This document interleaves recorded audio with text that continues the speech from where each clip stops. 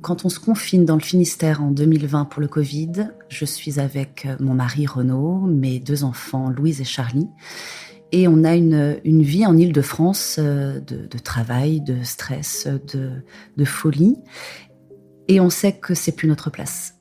Donc on cherche un endroit, on ne sait pas où, mais on se met à rêver à la Bretagne. Et à la sortie du confinement, mon mari Renaud va visiter le vieux quartier de Castres.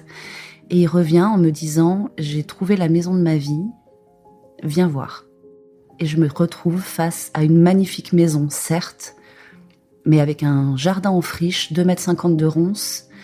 La maison est abandonnée, les fenêtres sont ouvertes et elle l'est certainement dans le milieu de l'urbex.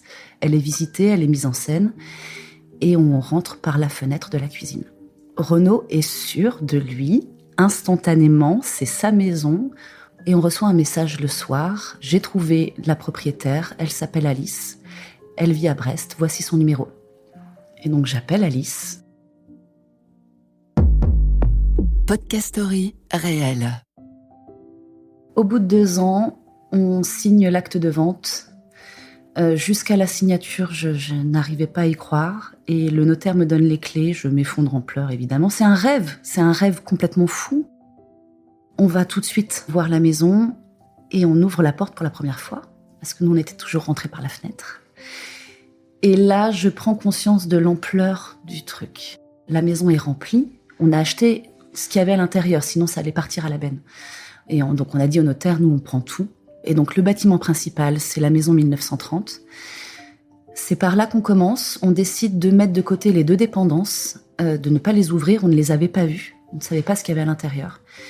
Ça nous a pris des semaines, parce qu'à chaque fois qu'on ouvrait un carton, il y avait une folie à l'intérieur, une trace du passé, une belle chose, une publicité ancienne. Et j'ai commencé à filmer en me disant, il ne faut pas qu'on oublie ce sentiment-là de découverte. Les gens ne comprenaient pas pourquoi il y avait autant de choses dans cette maison, et ils m'ont demandé de raconter. Et c'est comme ça que cette folie des réseaux a commencé, puisque j'ai fait des petits épisodes où je raconte l'histoire, et où on vivait au jour le jour avec les gens, toutes les découvertes. À chaque fois que j'ouvrais un carton, je me plongeais dans l'histoire des entreprises qui avaient créé telle ou telle chose. Et c'est comme ça que j'ai fait 41 épisodes. Les premiers temps, c'est la découverte des objets, la vie dans cette maison des années 50, 60. Et puis il se passe un truc complètement dingue, c'est que à la fin des cartons et des objets de la maison principale, on décide d'ouvrir une dépendance. On s'aperçoit que c'est une maison en terre battue, très sommaire. Un lit, un vaisselier, une table. Il y avait plein de pommes de pin. On pensait qu'on allait jeter beaucoup de choses. Et sur la gauche, il y a une palissade. Ça ressemble à une porte, mais on ne peut pas ouvrir puisqu'elle est recouverte d'une dalle de béton sur quelques centimètres, donc tout est bloqué. Et Renaud prend un pied de biche. Et là, je vois dans un interstice, je me dis, c'est pas possible, c'est une chambre. Il y a une chambre bloquée par une dalle de béton. Il casse ça. Il y a un petit lit, des manteaux accrochés au mur, une horloge. Et donc, on hallucine un petit peu. Et à nos pieds, une valise. Et Renaud donne un petit coup de pied dedans. Et il me dit, elle est pleine, elle est lourde. Et là, il y a eu une espèce d'afflux d'émotions en se disant, il y a une valise.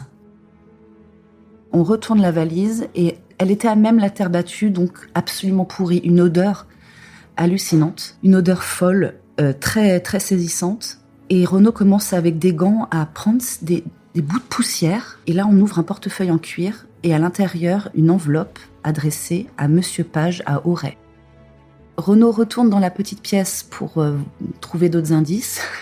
Et là, il ressort avec une autre valise qui était posée sur le lit, qui n'est pas pourrie, qui est fermée à clé.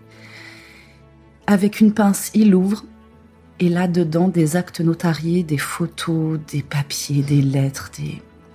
On prend tout ça et on commence nos nuits blanches à enquêter sur qui est ce Monsieur Page.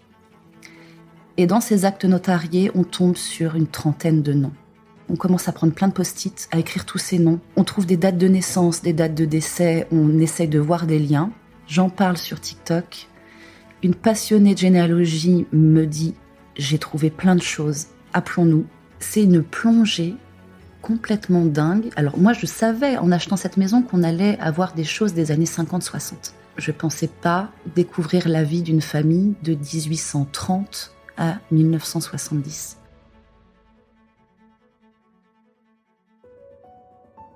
Tout début 2022, pendant qu'on s'occupe de ranger la maison, de trier tout ça, on va visiter Alice, qui est en maison de retraite à Brest. On avait déjà compris que sa mémoire était fuyante. Elle nous avait reconnus les premiers temps, et puis plus du tout. On tente à chaque fois de lui parler de sa maison. On n'a pas encore l'impression que c'est notre maison. Le fait de l'avoir appelée la Villa Alice, ça sera toujours ses rosiers, ça sera toujours ses poignées de porte, ça sera toujours sa maison. Et notre place se fait évidemment. Mais voilà, j'ai toujours tenté de lui ramener avec tendresse des moments que je savais joyeux. Et puis au fur et à mesure, je lui ai amené des photos qu'on a retrouvées dans les valises de son oncle. Et là, elle a reconnu Marguerite, sa mère, Hervé, son père, son oncle Doré, sa marraine et tante Louise. Il y avait une photo qui m'a beaucoup marquée, une photo d'un couple jeune, très beau, vraiment très beau. Et c'est une photo de couple où ils sont serrés et ils ont un regard extrêmement puissant. Et je ne savais pas qui étaient ces gens. Ça pouvait être son oncle Jacques. Et je montre cette photo à Alice. Et je lui dis, est-ce que vous reconnaissez ce monsieur ? Elle me dit non. Mince, ça ne peut pas être Jacques alors ? Et elle me dit, à côté, c'est ma tante Anne-Marie. Et là, je lui dis, mais si c'est Anne-Marie, ça veut dire que le monsieur, c'est Jacques. Et là, elle me répond, peut-être, mais je ne l'ai pas connu. Jacques est parti en 14 à la guerre. Il a laissé Anne-Marie enceinte de quelques mois. Et il n'est jamais revenu. 20 jours après le début de la guerre, il est mort juste après la bataille de la Marne. Et moi, je savais cette histoire. J'avais toutes les archives de ce passage-là, de cette vie-là. Ça a été un moment très important parce que l'histoire de Jacques et l'histoire d'Anne-Marie, qui m'a beaucoup marquée, c'était important que j'ai un visage. C'est ça qui nous passionne. On est tous des gens ordinaires. Et à partir du moment où on est là, on vit. Donc si on vit, on a des choses extraordinaires qui nous arrivent parce qu'on est dans une époque particulière, parce qu'il y a des événements particuliers, parce qu'on apporte une pierre à la construction de quelque chose, que ce soit une maison, que ce soit un événement, que ce soit n'importe quoi. Alice gardait tout. Cette maison 1930, c'était la maison construite par son père. Donc elle a stocké au grenier les affaires de ses parents. Ce n'était pas sa maison, c'était sa maison de vacances. Donc il y avait des traces du passé de ses parents. Et on a retrouvé des radios, des bulletins de vote, des agendas, des billets de train, les vêtements de son père. C'est la mémoire de cette famille qui a été laissée là. Et elle n'a pas été laissée là par abandon. Elle a été laissée là parce que c'était sa maison de famille et qu'elle comptait y revenir. Elle n'a pas abandonné sa maison. Elle est devenue vieille. Quand quelqu'un de 97 ans n'a pas d'enfant, n'a pas de neveu, n'a pas de nièce, qu'est-ce qui se passe pour une maison de famille ? La première fois qu'on l'a rencontrée, je lui ai demandé « Mais est-ce que vous êtes mariée ? Est-ce que vous avez eu des enfants ?» Et elle m'a répondu tout de suite « Je ne me suis pas mariée parce que mon fiancé a été fusillé par les Allemands à l'âge de 19 ans. » Je n'ai que cette phrase. Je n'ai jamais rien trouvé d'autre. J'ai fouillé à Quimperlé, j'ai fouillé à Guingamp. Je suis allée voir dans toutes les archives de ces jeunes gens qui sont devenus résistants à 18 ans et qui se sont fait fusiller à 19 dans le Finistère. Alice ne m'a donné que ça. Et les archives ne m'ont rien donné. Donc ça restera en suspens. Et j'ai appris quelques mois plus tard qu'elle a dû y retourner dans 2010 peut-être avec une de ses amies très proche et où son amie l'avait conduit et lui a dit Alice, maintenant il faut que tu la vendes cette maison. On va plus pouvoir revenir, on est trop vieille. Et dans ces années-là, Alice a dit oui, allez c'est bon, je la vends. Et elle a contacté ses voisines en disant est-ce que cette maison intéresserait vos enfants ? Les voisines ont dit non, ça nous intéresse pas. Et l'âge avançant, elle a juste pas donné suite.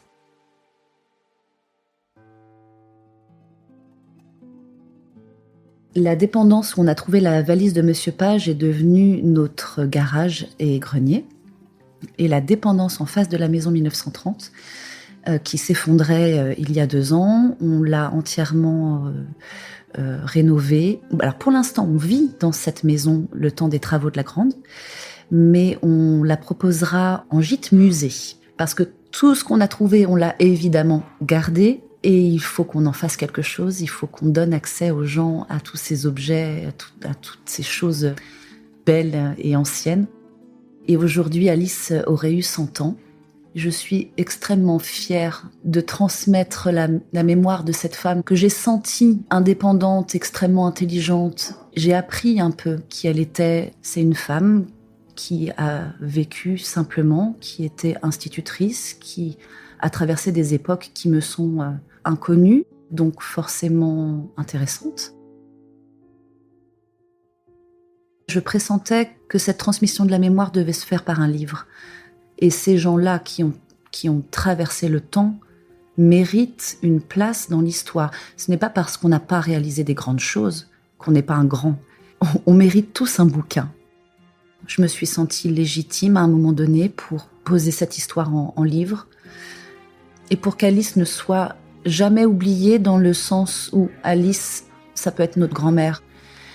Et voilà, elle a traversé une vie de presque 100 ans. Et la dernière fois que je l'ai vue, c'était cet été.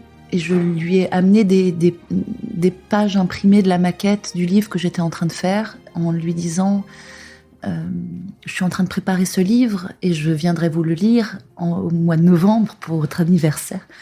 Elle m'a félicité pour le travail.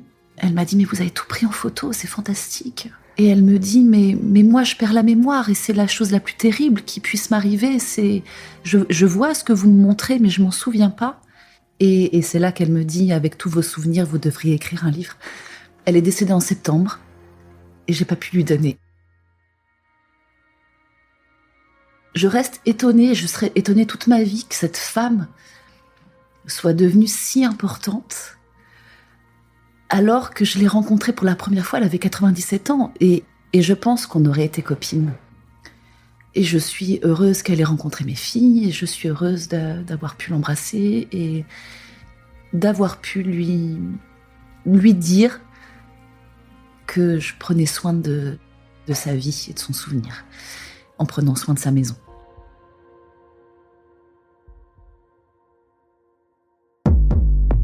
Podcast Story réel. On a tous une histoire à raconter. Ne manquez aucun épisode de Podcast Story. Abonnez-vous et mettez 5 étoiles sur Podcast Addict, Amazon Music ou Spotify.